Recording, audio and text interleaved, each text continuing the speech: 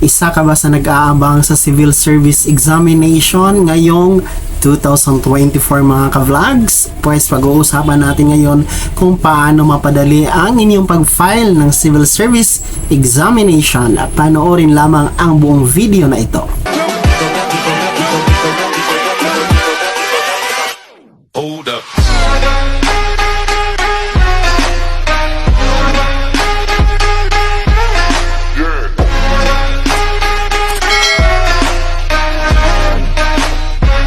Hello mga ka-vlogs! Saan ka mang dako sa mundo? Welcome dito sa aking YouTube channel. And kung bago ka pa lang dito and nais mo mga informative content na dito po sa aking YouTube channel, ay maaari nyo pong i-click ang ating subscribe button pagkatapos mo mapanood ang video na ito, and maaari din kayong maging miyembro dito sa aking YouTube channel sa pamamagitan ng pag-click ng join button. Mamili lamang kayo ng mga perks na gusto nyo mga ka-vlogs. So ito na nga mga ka-vlogs, nagsimula na po ngayon November 20, 2023 ang aplikasyon para sa first batch ng Civil Service Examination for the year 2024. Next year po yan mga ka-vlogs. So ang starting po ng aplikasyon simula ngayon November 20, 2023 at magtatapos naman ito ngayong January 3, 2024. Maliban lamang po sa Saturday and Sunday since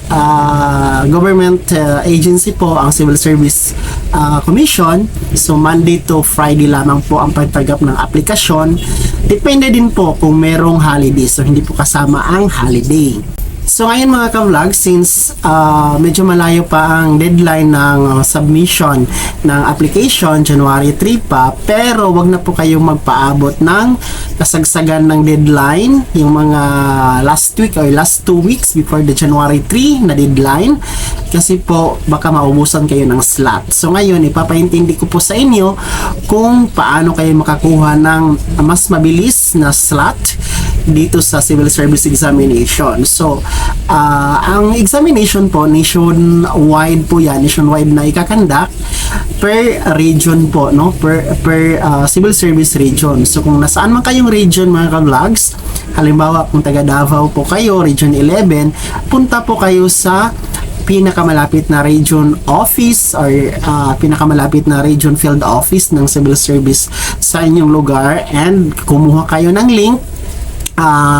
Dapat malaman nyo po yung link para sa online appointment. So, hindi po kinikater ang walk-in na mag-submit ng aplikasyon kung hindi po kayo confirmed doon sa online appointment. So, per region po ay may iba't ibang link. So, magkaiba po ang link ng Region 1, Region 2, so on and so forth. So, magkaiba siya na link. So, pwede nyo din naman pong i-search sa Google. Halimbawa, Cebu Civil Service Commission Office link for 2024 examination. So ganun po, may mga link po yan dyan mga ka-vlog. So maaari din po kayong mag face to face na magkonsulta sa Civil Service Office sa pinakamalapit sa inyong lugar para kumuha mismo ng link, no? Gaya po ng ginawa ko, ay kumuha po tayo ng link.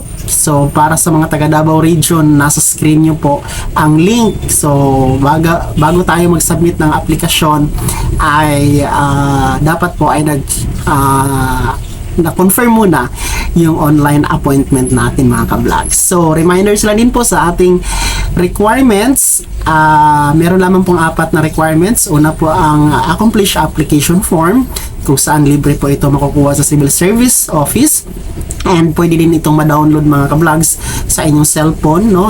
Pwede nyo ito makuha sa Google, no? Sa website ni Civil Service. And pangalawang requirements ay PSA birth certificate, original and photocopy. Kailangan din po ng isang valid ID, government issued ID, gaya po ng SSS Pag-ibig, PhilHealth, National ID, ayan, Teen ID, PhilHealth ID. Pwede din police clearance and by clearance para sa mga walang primary ID.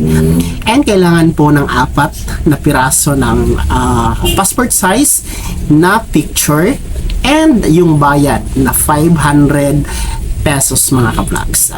So, ganun mga ka-vlogs, no? Para mas mabilis kayong makapag-submit ng aplikasyon, online appointment muna kayo sa mga links. Ayan, maaari kayong mag-inquire sa pinakamalapit na Civil Service Commission sa inyong lugar. Ang example mga ka-vlogs ay mangyayari March 3, 2024. So ito po ang tinatawag na paper and pen test or PPT na pamamaraan ng pag-exam no nagagamitin po for first batch ng 2024 Civil Service Examination.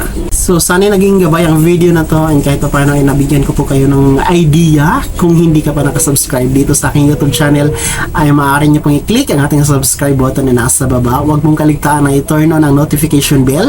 Ilagay sa all para updated ka sa mga bagong videos na i-upload ko. And maaari mo din i-like ang video na to. Kung meron ka pa mga tanungan ay maaari mo i-komento sa comment section na nasa baba. And you can follow me sa aking official Facebook page na nasa screen nyo. Muli po, ito si Daniel Timpawa na nagsasabing kung tunay kang kaibigan, please, pautang naman dyan. Bye-bye!